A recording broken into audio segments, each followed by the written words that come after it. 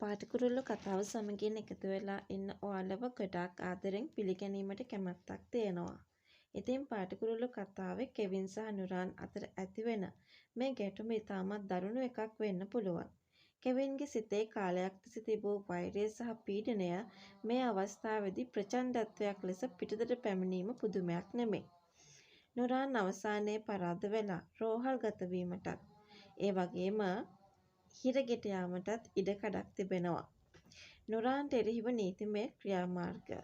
නුරාන් රෝහල්ගත වුණාට පස්සෙත් ඇත්තටම කෙල්සිගේ පියා එතකොට නිම්නාවිලාගේ අප්පච්චි ඇතුළු කට්ටිය නිම්නාය පැහැර ගැනීමට නුරාන් හොය හිටපු හින්දා ප්‍රසාද් ගිහිල්ලා රෝහල්ගත වෙලා ඉද්දිම අනිවාර්යෙන් නුරාන් අත්අඩංගුවට ගත හැකි ඊට පස්සේ පොලිස් ආරක්ෂාව යටතේ නුරාන් ප්‍රතිකාර ගත හැකියි කියලයි මම මෙතනදී කියන්නේ.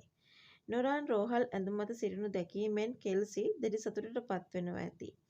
ඇය නුරාන් හම්බ වෙන්න ගිහිල්ලා අනිවාර්යෙන් නුරාන්ට දොස් පවරනවා. කාලෙකට කලින් තමන් නුරාන් විතරයි විශ්වාස කරගෙන හිටියේ.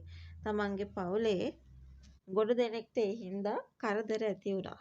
හැබැයි ඉස්සරහට නම් නුරාන්ට ඒ දේවල් වලට කරදර ඇති වෙන්න පුළුවන් විදිය ගැන කෙල්සි කතා කරයි කියලා හිතන්න පුළුවන්. ඉතින් කොහොම වුණත් නුරාන් රෝහලේදී බලා ගැනීමට සහ නීතිමය ප්‍රශ්න වලින් බේර ගන්න කවුරුවත් ඉදිරිපත් වෙන්නේ නැහැ. හැබැයි ඒ වුණාට නුරාන්ට හොඳ වුණ ගමන් එයාව අත්අඩංගුවට ගන්න නම් හැමෝම ඉදිරිපත් වෙයි කියලා අපිට හිතන්න පුළුවන්. මේ සටන නිසා කෙවින් తాවකාලිකව නෙවෙයි සදාකාලිකව ජයග්‍රහණය කරයි. මොකද ඒකටත් හේතුවක් තියෙනවා. මොකද ප්‍රසාද් ඇවිල්ලා නුරාන් අත්අඩංගුවට ගත්තාම එතනින් එහාට කරන්න කිසිම දෙයක් ඉතුරු වෙන්නේ නැති වෙයි කියලා අපි මේ වෙලාවේ හොඳින්ම තීරණයකට පැමිණිය යුතුයි කියලයි මම ඔයාලට කියන්නේ. නුරාන් කියන්නේ තමන්ගේ වාසිය වෙනුවෙන් ඕනෑම වෙලාවක ඕනෑම රංගනයක් ඉදිරිපත් කළ හැකි කපටි චරිතයක්. ඔහු රෝහලේ ඇඳුමත සිටමින් සමාව ඉල්ලුවත් එහි අවංකභාවයක් නැති බව කෙල්සි වැනි කෙනෙකුට දැන් හොඳින්ම වැටහෙනවා. කෙල්සි සමාව නොදීමට ප්‍රධාන හේතු තිබිය හැකියි.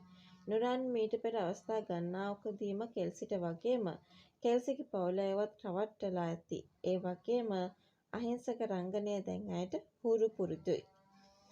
කෙවින් වැනි අහිංසක තමන්ගේ මල්ලිට බොරු ලේඛන හදලා හිරේ යවපු එක කෙල්සිට ලේසියෙන් අමතක කළ නොහැකි වරදක්. ප්‍රසාද්ගේ බලපෑම. කෙල්සි දැන් ඇත්තටම කියනවා නම් පොලිසිය කියන දේ ඇසිය යුතුයි. ඒ නිසාත් මේ දේ සිදුවේ හැකියි කියලයි මං ඔයාලට කියන්නේ. නුරාන් මේ රෝහල්ගත වීම පාවිච්චි කරලා පවුලේ අයගේ අනුකම්පාව දිනාගෙන නැවත වතාවක් ඔවුන්ට කිට්ටු වෙන්න උත්සාහ කරත් ඒ කිසි දෙයක් සාර්ථක නොවේවි.